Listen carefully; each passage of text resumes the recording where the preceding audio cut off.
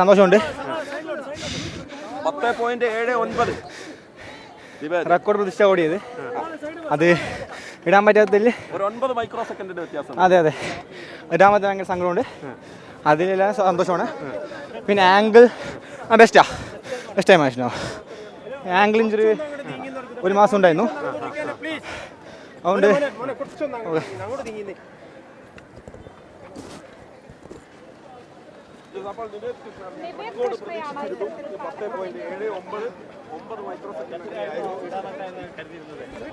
ഓടാന്നുള്ള പ്രതീക്ഷ ഉണ്ടായിരുന്നു.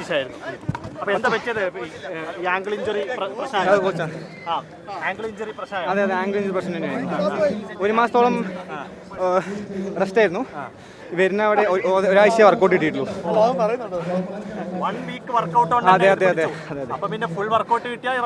അതെ തീർച്ചയായും നടക്കും. അവൻ്റെ ലൈഫ് ബെസ്റ്റ് പെർഫോമൻസ് ആണ്. കോൺഫിഡൻസ് ഉള്ളൊരു ബോയാണ്. യൂത്ത് നാഷണൽസ് ഒക്കെ വിൻ ചെയ്താണ്. ഒരു ഭാവിയുള്ളൊരു കായിക താരമാണ്. ഇനി അടുത്ത നാഷണൽസ് പിടിക്കണമെന്നാണ് നമ്മുടെ ഒരു ആഗ്രഹം. ഇനി ഒരു വേൾഡ് ജൂനിയർ വരുന്നുണ്ട്. അപ്പോൾ അതിന് ഇന്ത്യനെ പ്രതിനിധീകരിച്ച് പോകണമെന്നാണ് അടുത്ത ഒരു ലക്ഷ്യം. തീർച്ചയായിട്ടും ഉണ്ട്. ഇനി അടുത്ത മത്സരങ്ങൾ വരുമ്പോൾ സീനിയർ ലെവലിൽ മത്സരിച്ച് ജയിക്കട്ടെ എന്നാണ് നമുക്ക് പറയാനുള്ളത്. നമ്മുടെ ഇവനെ കുറച്ച് സപ്പോർട്ട് ചെയ്യുന്ന ആൾക്കാരുണ്ട്. HRDS എന്ന് പറഞ്ഞിട്ടുള്ള സപ്പോർട്ട് ചെയ്തിട്ടുണ്ട്. അതുപോലെ തന്നെ അവിടെയുള്ള ചിറ്റൂരിലെ സ്കൂളും അതുമായി ബന്ധപ്പെട്ടുള്ള ആൾക്കാരും സപ്പോർട്ട് ചെയ്തിട്ടുണ്ട്. അവൻ്റെ അച്ഛൻ അതുപോലെ തന്നെ ദേശീയ താരമാണ്. അപ്പോൾ മകന് അതെ 400-100 ചെയ്തിട്ടുണ്ട്. നാഷണൽ അത്ലറ്റാണ്.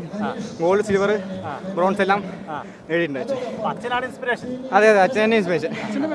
ജ്യോതി പ്രകാശ്.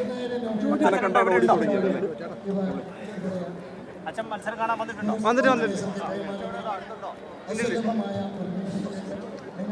അച്ഛനവിടെ മാറി നിൽക്കുകയാണ്.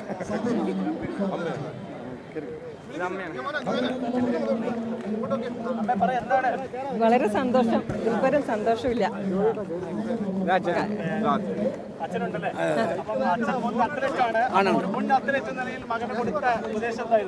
ഉപദേശം എനിക്ക് ഇന്റർനാഷണൽ മെഡലിസ്റ്റാണ്. അതാണ് ഞാൻ കൊടുത്തിരിക്കുന്ന ഉപദേശം. ടാർജറ്റ് അതവൻ ചെയ്യും. ആ കോൺഫിഡൻ്റ് ഉണ്ട്. ഞങ്ങളൊരു 10-6-7 താഴ്ത്തിട്ട് പ്രതീക്ഷിച്ചത് അവൻ 4 ഇഞ്ച് ആയതുകൊണ്ട് ചെയ്യാൻ പറ്റില്ല. അല്ലെങ്കിൽ അവൻ ഉറപ്പായിട്ട് 10-7 താഴ്ത്തി ഓടിയിട്ടുണ്ടാവും. ഉറപ്പായിട്ട് ഓടിയിട്ടുണ്ടാവും. 200 അവൻ റെക്കോർഡ് ഇട്ടിരിക്കും. വലിയ കോൺഫിഡൻസോട് കൂടി